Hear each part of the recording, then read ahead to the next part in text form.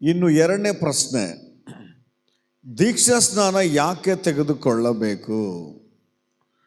ತುಂಬ ಜನ ದೀಕ್ಷಾ ಸ್ನಾನ ತೆಗೆದುಕೊಳ್ಳಾರ್ದಂತೆ ಆಲಯದಲ್ಲಿ ಎಷ್ಟೋ ವರ್ಷಗಳಿಂದ ಬರ್ತಾ ಇರ್ತಾರೆ, ಹೋಗ್ತಾ ಇರ್ತಾರೆ, ಬರ್ತಾ ಇರ್ತಾರೆ, ಹೋಗ್ತಾ ಇರ್ತಾರೆ. ಸೇವಕರುಗಳು ಒಂದು ವೇಳೆ ದೀಕ್ಷಾ ಸ್ನಾನ ತೆಗೆದುಕೊಳ್ಳ್ರಪ್ಪ ಅಂತ ಹೇಳಿದ್ರೆ ಸಾಕು, ತುಂಬ ಭಯ. ಸೊ ಎಲ್ಲಿ ತನಕ ನಾವು ದೀಕ್ಷಾ ಸ್ನಾನ ತೆಗೆದುಕೊಳ್ಳುವುದಿಲ್ಲವೋ, ಅಥವಾ ನಾವು ಕ್ರಿಸ್ತ ನಂಬಿಕೆಯನ್ನು ಹರಿಕೆ ಮಾಡಿಕೊಂಡು ಆ ದೀಕ್ಷಾ ಸ್ನಾನದ ಕಾರ್ಯದಲ್ಲಿ ನಾವು ಕೈ ಹಾಕೋದಿಲ್ವೋ, ಅಲ್ಲಿ ತನಕ ದೇವರ ರಾಜ್ಯಕ್ಕೆ ನಾವು ಸೇರೋದಿಲ್ಲ. ನಮ್ಮೆಲ್ಲರಿಗೂ ಗೊತ್ತು, ಯೋಹಾನ ಸುವಾರ್ತೆ 3ನೇ ಅಧ್ಯಾಯ 5ನೇ ವಚನದಲ್ಲಿ ನಾವು ನೋಡ್ತೇವೆ. ಏನಂತ ಬರೆದಿದೆ ಅಲ್ಲಿ? ಯೋಹಾನ ಸುವಾರ್ತೆ 3ನೇ ಅಧ್ಯಾಯ 5ನೇ ವಚನ, ನಾನು ನಿನಗೆ ನಿಜ ನಿಜವಾಗಿ ಹೇಳುತ್ತೇನೆ, ಒಬ್ಬನು ನೀರಿನಿಂದಲೂ ಆತ್ಮನಿಂದಲೂ ಹುಟ್ಟದಿದ್ದರೆ ದೇವರ ರಾಜ್ಯಕ್ಕೆ ಸೇರಲಾರನು. ನೀನು ನೀರಿನಲ್ಲಿಯೂ ಆತ್ಮನಲ್ಲಿಯೂ ದೀಕ್ಷಾ ಸ್ನಾನ ತೆಗೆದುಕೊಳ್ಳದೆ ಹೋದರೆ, ಹೊಸದಾಗಿ ಹುಟ್ಟದೆ ಹೋದರೆ ದೇವರ ರಾಜ್ಯಕ್ಕೆ ಬರೋದಿಲ್ಲ. ಹಾಗಾದರೆ ಈ ವಾಕ್ಯವನ್ನು ಕೇಳೋ ಪ್ರೀತಿಯ ಸಹೋದರ ಸಹೋದರಿ, ಎಷ್ಟೋ ವರ್ಷಗಳಿಂದ ದೀಕ್ಷಾ ಸ್ನಾನ ತೆಗೆದುಕೊಳ್ಳಾರ್ದಂತೆ ಪೋಸ್ಟ್ಪೋನ್ ಮಾಡ್ತಾ ಬಂದಿದೆಯೇನೋ, ಇವತ್ತು ದೇವರನ್ನು ಎಚ್ಚರಿಸ್ತಾ ಇದ್ದಾನೆ. ಇದೇ ಒಳ್ಳೆಯ ಸಮಯ.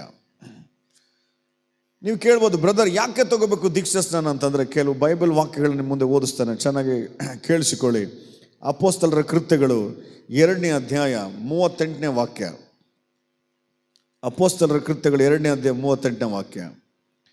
ಪೇತ್ರನು ಅವರಿಗೆ, ನಿಮ್ಮ ಪಾಪಗಳು ಪರಿಹಾರವಾಗುವುದಕ್ಕಾಗಿ ನಿಮ್ಮಲ್ಲಿ ಪ್ರತಿಯೊಬ್ಬನೂ ದೇವರ ಕಡೆಗೆ ತಿರುಗಿಕೊಂಡು ಯೇಸು ಕ್ರಿಸ್ತನ ಹೆಸರಿನ ಮೇಲೆ ದೀಕ್ಷಾ ಸ್ನಾನ ಮಾಡಿಸಿಕೊಳ್ಳಿರಿ. ಫಸ್ಟ್ ರೀಸನ್, ಯಾಕೆ ಬ್ರದರ್ ನಾನು ದೀಕ್ಷಾ ಸ್ನಾನ ತೆಗೆದುಕೊಳ್ಬೇಕು? ಎಷ್ಟೋ ವರ್ಷಗಳಿಂದ ಆಲಯಕ್ಕೆ ಬರ್ತಾ ಇದ್ದಾನೆ, ನಾನು ಕಾಣಿಕೆ ಕೊಡ್ತಾ ಇದ್ದಾನೆ, ಆಲಯದಲ್ಲಿ ನಾನು ಏನಂತಾರೆ ಒಳ್ಳೆ ಸದಸ್ಯನಾಗಿದ್ದಾನೆ, ನನಗೂ ಗೊತ್ತಿರೋ ಮಟ್ಟಿಗೆ ಪರಿಶುದ್ಧತೆಯನ್ನು ಕಾಪಾಡಿಕೊಳ್ತಾ ಇದ್ದಾನೆ.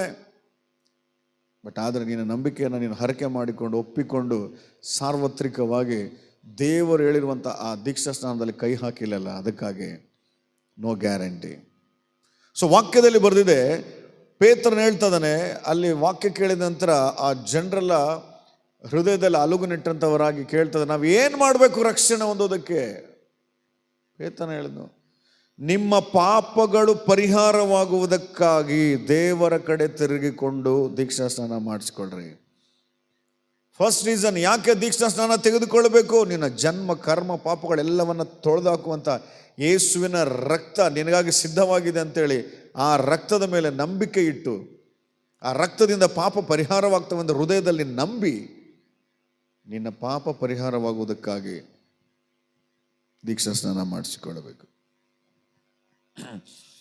ಒಂದೇದು, ಯಾಕೆ ದೀಕ್ಷಾ ಸ್ನಾನ ಮಾಡಿಸಿಕೊಳ್ಳಬೇಕು? ಪಾಪ ಪರಿಹಾರವಾಗುವುದಕ್ಕಾಗಿ. ಈಗ ತಾನೇ ಮತ್ತೊಂದು ವಾಕ್ಯವನ್ನು ನಾವು ಓದ್ಕೊಂಡೆವು, ಕೊಲಸ್ಸೆ 2ನೇ ಅಧ್ಯಾಯ 12ನೇ ವಚನ, ಪಾಪದ ಪಾಲಿಗೆ ಸಾಯೋದಕ್ಕಾಗಿ. ಒಂದೇದು ಪಾಪ ಪರಿಹಾರವಾಗೋದಕ್ಕಾಗಿ ತೆಗೆದುಕೊಳ್ಬೇಕು, ಪಾಪದ ಪಾಲಿಗೆ ಸಾವಿಗೆ ಸೂಚನೆಯಾಗಿ ತೆಗೆದುಕೊಳ್ಬೇಕು. ಅದನ್ನು ಸಂಪೂರ್ಣವಾಗಿ ಸತ್ತೋಗಿದ್ದಾನೆ, ಇನ್ನು ಲೋಕಕ್ಕೂ ನನಗೂ ಸಂಬಂಧವಿಲ್ಲ, ಈ ಶರೀರದ ಆಸೆಗಳಿಗೂ ನನಗೂ ಸಂಬಂಧವಿಲ್ಲ. ಕ್ರಿಸ್ತ ನನಗಾಗಿ ಎಷ್ಟೋ ಯಾತನೆ ಪಟ್ಟು ಶಿಲ್ಬೆ ಮೇಲೆ ರಕ್ತ ಚೆಲ್ಲಿ ಪ್ರಾಣ ಕೊಟ್ಟಿದ್ದಾನೆ, ಆತನನ್ನು ನಾನು ಸಂಪೂರ್ಣವಾಗಿ ವಿಶ್ವಸಿಸ್ತೇನೆ ಅಂತೇಳಿ ಆ ಮರಣಕ್ಕೆ ಸೂಚನೆಯಾಗಿ ಕ್ರಿಸ್ತನೊಂದಿಗೆ ಶಿಲುಬೆಯಲ್ಲಿ ಹಾಕಲ್ಪಟ್ಟವರಾಗಿ ಆ ಪಾಪದ ಪಾಲಿಗೆ ಸತ್ತಿದ್ದಾನೆ ಅನ್ನೋದಕ್ಕೆ ಸೂಚನೆಯಾಗಿ ತೆಗೆದುಕೊಳ್ಳಬೇಕು. ಯಾಕೆ ದೀಕ್ಷಾ ಸ್ನಾನ? ಪಾಪಗಳು ಪರಿಹಾರವಾಗುವುದಕ್ಕಾಗಿ. ಯಾಕೆ ದೀಕ್ಷಾ ಸ್ನಾನ? ಕ್ರಿಸ್ತನ ಮರಣದಲ್ಲಿ ನಾವು ಪಾಲು ಹೊಂದೋದಕ್ಕಾಗಿ. ನಂತರ ಯೋಹಾನ ಸುವಾರ್ತೆ 3ನೇ ಅಧ್ಯಾಯ 5ನೇ ವಚನ, ಈಗ ತಾನೇ ಓದಿದ್ವಿ. ನಿಕೋದೇಮನ ಕಡೆ ದೇವರು ಹೇಳ್ತಾ ಇದ್ದಾನೆ, ಒಬ್ಬನು ನೀರಿನಿಂದಲೂ ಆತ್ಮನಿಂದಲೂ ಹುಟ್ಟದೇ ಇದ್ರೆ ದೇವರ ರಾಜ್ಯಕ್ಕೆ ದೇವರ ರಾಜ್ಯ ಸೇರ್ಬೇಕಾ? ನೀನು ದೀಕ್ಷಾ ಸ್ನಾನ ಮಾಡಿಸಿಕೊಳ್ಳಬೇಕು. ದೇವರು ನೇರವಾಗಿ ನಿಜವಾಗಿ ಹೇಳ್ತಾ ಇದ್ದಾನೆ, ನೀವು ನೀರಿನಲ್ಲಿ ದೀಕ್ಷಾ ಸ್ನಾನ ಹೊಂದಿಲ್ಲ ಅಂದರೆ ಖಂಡಿತವಾಗಿ ನೀವು ಪರಲೋಕ ರಾಜ್ಯಕ್ಕೆ ಬರೋದಿಲ್ಲ.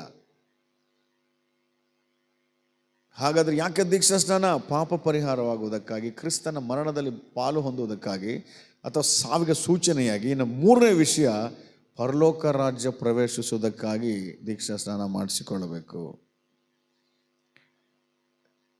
ಇನ್ನು ನಾಲ್ಕನೇದು ಯಾಕೆ ದೀಕ್ಷಾ ಸ್ನಾನ ಅಂದರೆ ಮತ್ತಾಯ ಸುವಾರ್ತೆ 3ನೇ ಅಧ್ಯಾಯ 13ನೇ ವಚನದಲ್ಲಿ, ಆ ಕಾಲದಲ್ಲಿ ಯೇಸು ಯೋಹಾನನಿಂದ ಸ್ನಾನ ಮಾಡಿಸಿಕೊಳ್ಳಬೇಕೆಂದು ಗಲಿಲಾಯದಿಂದ ಯೋರ್ದಾನ್ ಹೊಳಗೆ ಬಂದನು. ಮತ್ತಾಯ ಸುವಾರ್ತೆ 3ನೇ ಅಧ್ಯಾಯ 13ನೇ ವಚನದಲ್ಲಿ ನೋಡ್ತೇವೆ, ಯೇಸು ಕ್ರಿಸ್ತನು ದೀಕ್ಷಾ ಸ್ನಾನ ಮಾಡಿಸಿಕೊಳ್ಳೋದಕ್ಕಾಗಿ ಗಲಿಲಾಯದಿಂದ ಯೋರ್ದಾನ್ ಹೊಳಗೆ ಬರ್ತಾ ಇದ್ದಾರೆ. ಸ್ನಾನಿಕನಾದ ಯೋಹಾನನು ಯೇಸು ಕ್ರಿಸ್ತನಿಗೆ ದೀಕ್ಷಾ ಸ್ನಾನ ಕೊಟ್ಟರು. ಈಗ ಹಾಗಾದರೆ ಯೇಸು ಕ್ರಿಸ್ತನಿಗೆ ಯಾವ ಪಾಪವಿತ್ತು? ಪಾಪ ಪರಿಹಾರವಾಗುವುದಕ್ಕಾಗಿ ತೆಗೆದುಕೊಳ್ಳಬೇಕು, ಪರಲೋಕ ಪ್ರವೇಶಿಸುವುದಕ್ಕಾಗಿ ತೆಗೆದುಕೊಳ್ಳಬೇಕು, ಪಾಪದ ಪಾಲಿಗೆ ಸಾಯೋದಕ್ಕಾಗಿ ತೆಗೆದುಕೊಳ್ಳಬೇಕಂತ ಹೇಳುವಂಥ ನಮಗೆ ಕಾಡುವಂಥ ಪ್ರಶ್ನೆ ಏನು ಅಂತಂದರೆ, ಹಾಗಾದರೆ ಯೇಸು ಕ್ರಿಸ್ತನಲ್ಲಿ ಯಾವ ಪಾಪವಿತ್ತು?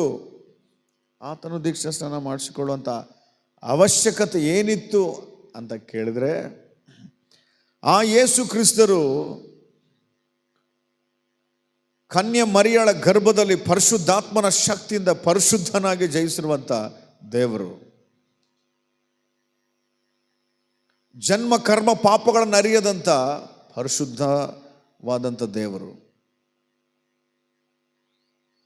ಕಾಮ ಕ್ರೋಧ ಮೋಹ ಲೋಭ ಮದ ಮತ್ಸರಗಳನ್ನು ಎಲ್ಲವನ್ನ ಅರಿಷಡ್ ವರ್ಗಗಳನ್ನು ಹತ್ತಿಟ್ಟು ಪರಿಶುದ್ಧತೆಯಿಂದ ಬದುಕಿರುವಂಥ ದೇವರು. ಆತನಿಗೆ ಯಾಕೆ ದೀಕ್ಷಾ ಸ್ನಾನ ಅಂದರೆ, ಆತನು ನಮಗೆ ವಾಕ್ಯದಲ್ಲಿ ಬರೆದಿದೆ, ಆತನು ಜೀವಿಸಿರುವ 33.5 ವರ್ಷಗಳ ಕಾಲ ನಾವು ಒಬ್ಬ ಕ್ರೈಸ್ತನಾಗಿ ಅಥವಾ ಒಬ್ಬ ದೇವರ ನಂಬಿದ ಮಗನಾಗಿ ಹೇಗೆ ಜೀವಿಸಬೇಕಂತೇಳಿ ಎಲ್ಲದರಲ್ಲೂ ಮಾದರಿಯನ್ನು ತೋರಿಸಿದನು. ಯೇಸು ಕ್ರಿಸ್ತನಲ್ಲಿ ಯಾವುದೇ ಪಾಪ ಇತ್ತು ಅಂತ ತೆಗೆದುಕೊಳ್ಳಲಿಲ್ಲ, ನಾವು ಹೇಗೆ ತೆಗೆದುಕೊಳ್ಳಬೇಕನ್ನುವಂಥ ಮಾದರಿ. ಒಂದು ವೇಳೆ ನಿಮಗೆ ಪ್ರಶ್ನೆ ಕಾಡ್ಬೋದು, ದೇವರೇ ಒಂದು ವೇಳೆ ದೀಕ್ಷಾ ಸ್ನಾನ ತೊಗೊಂಡಿಲ್ಲ ಅಂದರೆ ನಾವು ಹೆಂಗೆ ತೊಗೊಳ್ತಾ ಇದ್ವಿ? ಅದು ಹೆಂಗಿರ್ತದೆ ಅಂತ ಹೆಂಗೆ ಗೊತ್ತು? ಹೆಂಗೆ ತೊಗೋಬೇಕಂತ ಹೆಂಗೆ ಗೊತ್ತು? ಈಗ ಅದು ಯೇಸು ಕ್ರಿಸ್ತನ ನೀರಿನಲ್ಲಿ ಮುಳುಗಿಲಿ ದೀಕ್ಷಾ ಸ್ನಾನ ತೆಗೆದುಕೊಂಡ ಮೇಲೆ ಕೂಡ ನಾನಾ ಥರವಾದ ದೀಕ್ಷಾ ಸ್ನಾನಗಳು ಈ ಲೋಕದಲ್ಲಿ ಇವತ್ತು ಪ್ರಸ್ತುತವಾಗಿದ್ದಾವೆ. ದೇವರು ಒಂದು ಮಾದರಿಯನ್ನು ತೋರಿಸಿದನು. ಅದಕ್ಕಾಗಿ ವಾಕ್ಯ ಕೇಳೋ ಪ್ರೀತಿಯ ಸಭೆ, ದೇವರಾತ್ಮನು ಮಾತಾಡ್ತಾ ಇದ್ದಾನೆ. ದೀಕ್ಷಾ ಸ್ನಾನ ಅಂದರೆ ಏನು ಅಂತಂದರೆ, ಪಾಪದ ಪಾಲಿಗೆ ಸತ್ತಿದ್ದೇನಂತೇಳಿ ಯೇಸುವನ ಹೃದಯದಲ್ಲಿ ನಂಬಿಕೆಯಿಂದ ಅರಿಕೆ ಮಾಡಿಕೊಂಡಿದ್ದೇನಂತೇಳಿ ಆ ಅರಿಕೆಯನ್ನು ಎಲ್ಲರ ಮುಂದೆ ಒಪ್ಪಿಕೊಳ್ಳೋದಕ್ಕಾಗಿ ನೀರಿನಲ್ಲಿ ಮುಳುಗುವ ಕಾರ್ಯವೇ ದೀಕ್ಷಾ ಸ್ನಾನ. ನಂತರ ದೀಕ್ಷಾ ಸ್ನಾನ ಯಾಕೆ ತೆಗೆದುಕೊಳ್ಳಬೇಕು? ಪಾಪ ಪರಿಹಾರವಾಗೋದಕ್ಕಾಗಿ, ಪಾಪದ ಪಾಲಿಗೆ ಸಾಯೋದಕ್ಕಾಗಿ, ಪರಲೋಕ ರಾಜ್ಯ ಪ್ರವೇಶಿಸುವುದಕ್ಕಾಗಿ, ನಂತರ ಯೇಸು ಕೊಟ್ಟಂಥ ಮಾದರಿಯನ್ನು ನಾವು ಅನುಸರಿಸುವುದಕ್ಕಾಗಿ. Hallelujah, hallelujah. 2ನೇ ವಿಷಯ ಸಂಪೂರ್ಣವಾಗಿ ನಿಮ್ಗೆ ಅರ್ಥವಾಗಿದೆ ಅಂತ ಅನಿಸುತ್ತೆ. ಇನ್ನು 3ನೇ ವಿಷಯಕ್ಕೆ ಹೋಗೋಣ.